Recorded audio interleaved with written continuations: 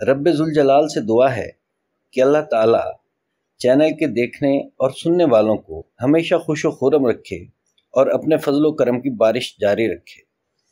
ناظرین، قرآن مجید کی سورہ مبارکہ سورہ یوسف میں حضرت یوسف علیہ السلام کے قصے کو کچھ یوں بیان کیا گیا ہے کہ سورہ یوسف کی پہلی آیات میں اس قصے کو اچھا قصہ قرار دیا گیا ہے۔ قرآن مجید فرقان حمید اس قصے کو احسن القصص یعنی بہترین قصہ قرار دیتا ہے۔ قرآن مجید کو پڑھنا اور سمجھنا ہر مسلمان مرد اور عورت پر واجب ہے، لہٰذا اسی بنیاد پر اس قصے کو ویڈیو کی شکل میں پیش کرنے کی جسارت کر رہا ہوں۔ اس ویڈیو میں اس سوال کا جواب بھی ملے گا کہ حضرت یوسف علیہ السلام کو دریائے نیل کے درمیان کیوں دفن کیا گیا، اور پھر حضرت موسیٰ علیہ السلام نے 400 سال بعد حضرت یوسف علیہ السلام کے جسد مبارک کو دریائے نیل سے کیوں اور کس کے حکم پر نکالا اور کہاں دفن کیا۔ ناظرین، اس چینل کو سبسکرائب کریں تاکہ میری حوصلہ افزائی ہو اور مزید ایسی معلوماتی ویڈیوز بنا کر اپنی اور آپ کی معلومات میں اضافہ کرتا رہوں۔ شکریہ۔ ناظرین، حضرت یوسف علیہ السلام اللہ تعالیٰ کے برگزیدہ اور حسین ترین نبی ہیں۔ حضرت یوسف علیہ السلام اللہ تعالیٰ کی طرف سے نازل کیے گئے امتحان میں ثابت قدم رہے اور اس صبر پر اللہ تعالیٰ نے انہیں مصر کی بادشاہت عطا کی۔ جب آپ مصر کے تخت پر تھے تو آپ کے ستیلے بھائی اپنے بھائی بنیامین کی رہائی کی درخواست کرنے آپ علیہ السلام کے دربار میں داخل ہوئے اور عرض کی کہ وہ حضرت یعقوب علیہ السلام کے بیٹے ہیں اور انہی کے حکم پر آپ کے دربار میں حاضر ہوئے ہیں تاکہ اپنے بھائی بنیامین کی رہائی کی درخواست کر سکیں۔ اس موقع پر حضرت یوسف علیہ السلام کے بھائیوں نے حضرت یعقوب علیہ السلام کی طرف سے ایک خط بھی پیش کیا۔ جب حضرت یوسف علیہ السلام نے اپنے والد محترم حضرت یعقوب علیہ السلام کی طرف سے بھیجا گیا خط پڑھا تو بہت رنجیدہ ہوئے۔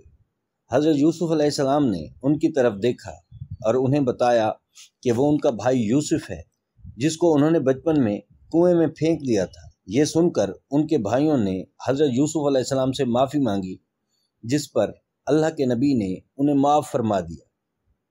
حضرت یوسف علیہ السلام کے بھائیوں نے بتایا کہ آپ کے غم میں رو رو کر والد محترم حضرت یعقوب اپنی بینائی کھو چکے ہیں۔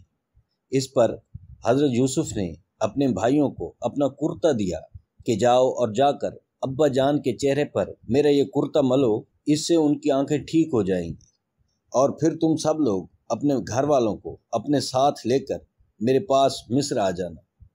یہ سن کر یہودا، جو حضرت یوسف علیہ السلام کا بڑا بھائی تھا، کہنے لگا کہ یہ کرتا میں لے جاؤں گا۔ میں نے بابا کو بکری کے خون سے رنگا کرتا یہ کہہ کر دیا تھا کہ یہ یوسف کا کرتا ہے، اور اس بات سے بابا کو بہت تکلیف ہوئی تھی۔ اب یہ کرتا جب میں پیش کروں گا تو یقیناً وہ مجھ سے بہت خوش ہوں گے۔ یہودا حضرت یوسف علیہ السلام کا کرتا لے کر مصر سے کنعان کی طرف روانہ ہوا۔ اس کے ساتھ حضرت یوسف علیہ السلام کی طرف سے 200 سواریاں بھی ساتھ تھیں تاکہ واپسی پر ان کے پورے خاندان کو کوئی تکلیف نہ ہو۔ جب یہودا مصر سے روانہ ہوا تو ادھر کنعان میں حضرت یعقوب علیہ السلام کو اپنے لخت جگر حضرت یوسف علیہ السلام کی خوشبو محسوس ہوئی تو حضرت یعقوب نے اپنے پوتوں کو بتایا۔ یہ واقعہ قرآن مجید میں کچھ اس طرح بیان ہوا ہے کہ حضرت یعقوب کہنے لگے، اگر تم مجھے یہ نہ کہو کہ بوڑھا سٹھیا گیا ہے تو میں تمہیں بتاؤں کہ مجھے اپنے بیٹے یوسف کی خوشبو آ رہی ہے۔ یہ سن کر یعقوب کے پوتے کہنے لگے کہ اب آپ بھی پرانی باتوں میں پڑے ہوئے ہیں، بھلا کہاں یوسف اور کہاں یوسف کی خوشبو۔ تو جب برادران یوسف گھر پہنچے اور ان کا کرتا اپنے والد محترم حضرت یعقوب علیہ السلام کے چہرے انور پر ملا تو ان کی بینائی واپس آ گئی اور وہ دیکھنے لگے اور کہنے لگے، کیا میں تم سے نہ کہتا تھا کہ جتنا اللہ رب العزت کے بارے میں جانتا ہوں تم نہیں جانتے۔ پھر یعقوب علیہ السلام نے نماز تہجد میں اللہ تعالیٰ سے اپنے بیٹوں کی معافی کی دعا کی اور آخر کار برادران یوسف کو اللہ تعالیٰ نے معاف فرما دیا۔ پھر حضرت یعقوب نے اپنے لخت جگر سے ملنے کے لیے مصر جانے کی تیاریاں شروع کر دی اور یوں خانوادہ یعقوب کے 72 مرد و زن مصر روانہ ہوئے۔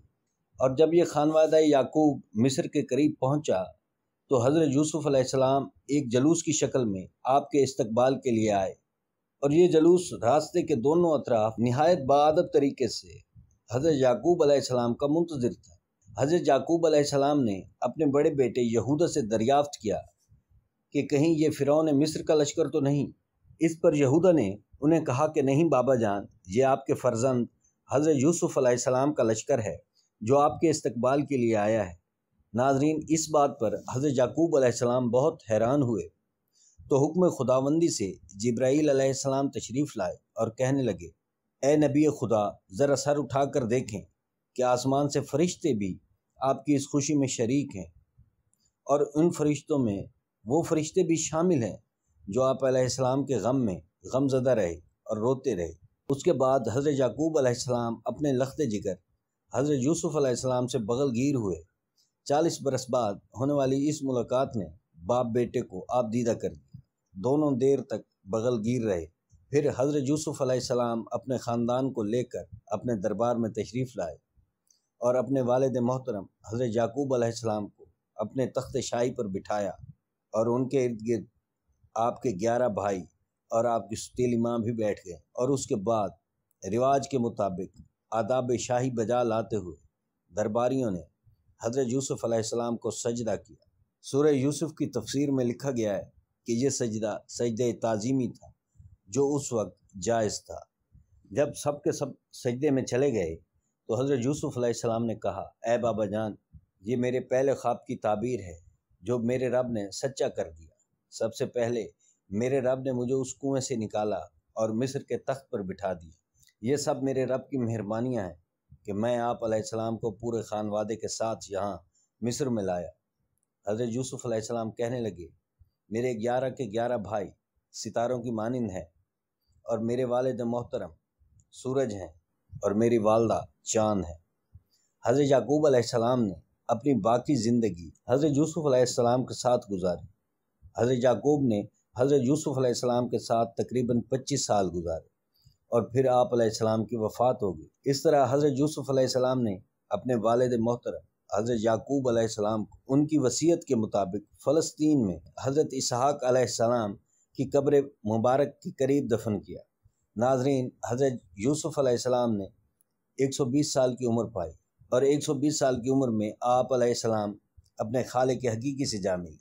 آپ علیہ السلام کی وفات کے بعد آپ علیہ السلام کے ماننے والوں میں اختلاف پیدا ہو گیا کہ آپ کو کہاں دفن کیا جائے۔ مصری لوگ آپ کو بہت چاہتے تھے، اور ہر مصری یہ چاہتا کہ آپ کو ان کے گھر کے قریب دفن کیا جائے تاکہ ان کے گھر پر اللہ تعالیٰ کی رحمتیں نازل ہوتی رہیں۔ آخر کار اہلیان مصر کا اس بات پر اتفاق ہوا کہ آپ کو دریائے نیل میں دفن کر دیا جائے تاکہ دریائے نیل کا پانی آپ کی قبر مبارک سے مس ہو کر گزرے اور اس پانی سے اہل مصر فیض یاب ہوں۔ اسی لیے اہل مصر نے آپ کے جسد مبارک کو سنگ مرمر کے صندوق میں بند کر کے دریائے نیل میں دفن کر دیا۔ پھر تقریباً 400 سال بعد حضرت موسیٰ علیہ السلام جو مصر میں رہا کرتے تھے اور تبلیغ کیا کرتے تھے، اسی تبلیغ کی پاداش میں فرعون مصر نے حکم دیا کہ آپ علیہ السلام کو آپ علیہ السلام کے ماننے والوں سمیت مصر سے نکال دیا جائے۔ اسی طرح جب حضرت موسیٰ علیہ السلام نے مصر کو چھوڑنے کا فیصلہ کیا تو اللہ تعالیٰ نے حضرت موسیٰ علیہ السلام کو حضرت یوسف علیہ السلام کا تخت بھی اپنے ساتھ لے جانے کا حکم دیا، اور اس طرح حضرت موسیٰ علیہ السلام حضرت یوسف علیہ السلام کا تخت اپنے ساتھ ملک فلسطین لے گئے، اور آپ کے تابوت کو آپ علیہ السلام کے اجداد حضرت اسحاق علیہ السلام اور حضرت یعقوب علیہ السلام کے مزارات کے قریب دفن کیا۔